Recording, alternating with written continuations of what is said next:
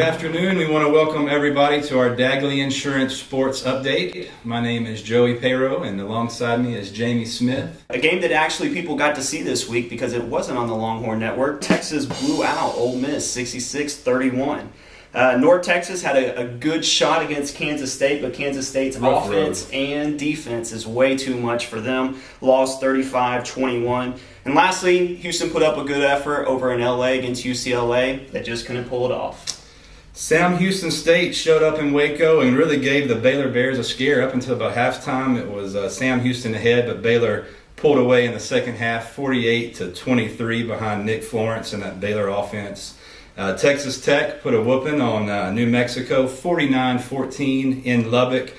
And the Texas A&M Aggies came out with a slow start, but pulled ahead late, 48-3 over June Jones' SMU team. High-powered offense, 3 points. Very good showing by the Aggie defense. Very good game. Let's go ahead and go to high school football for some games. Let's start out with Katy Morton Ranch against A-Leaf Houston. Morton Ranch actually blew out the A-Leaf Hastings. Deion Williams had a wonderful game of 128 yards and 2 touchdowns. Did a fantastic job, but more importantly, that defense of Morton Ranch looked wonderful as they're 3-0 going into the season. Man, a big game for the Katy Tigers going up to the Woodlands. This was a much talked about meeting after a couple Woodlands wins in 2008 and 2009, and Katy did not play around.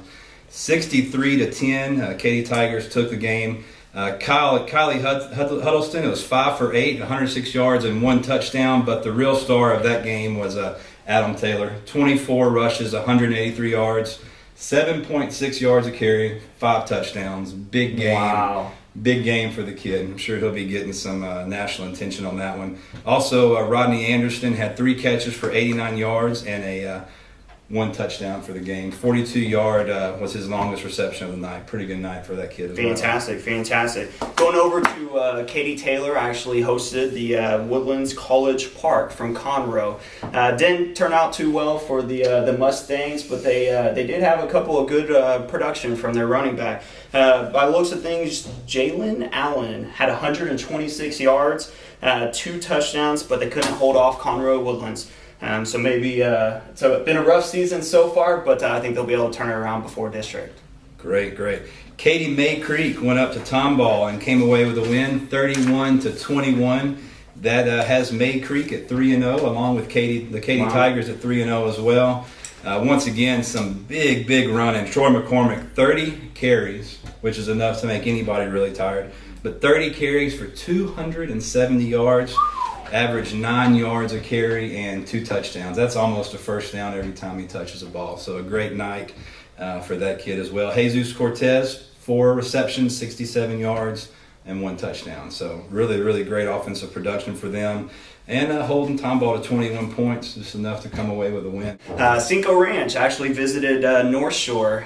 Didn't turn out as much as they That's a pretty good North Shore team, too. Yeah, a very talented North Shore team. But Cinco Ranch Cougars, I know they have a lot of spirit, and a lot of kids actually went to the game. So started off not too bad, as North Shore was only up by about a touchdown. I think they had 2 field goals.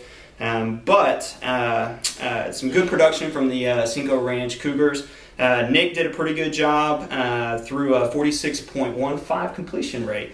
Had a touchdown, 99 yards. Denzel Bates actually had 15 rushes for 57 yards. Also had a touchdown.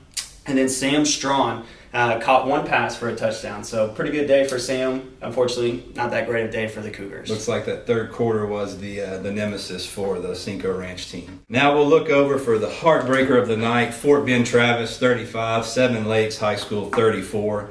That puts Seven Lakes at 1-2 overall, and still no district games for them. But even with all that, you look at the Seven Lakes team with over 400 yards in total offense, which is always something you'd like to see. And then Brandon West, running back, 19 rushes, 122 yards, 6.4 yard average per carry, and 2 touchdowns. But you also look at the other 2 kids running the ball.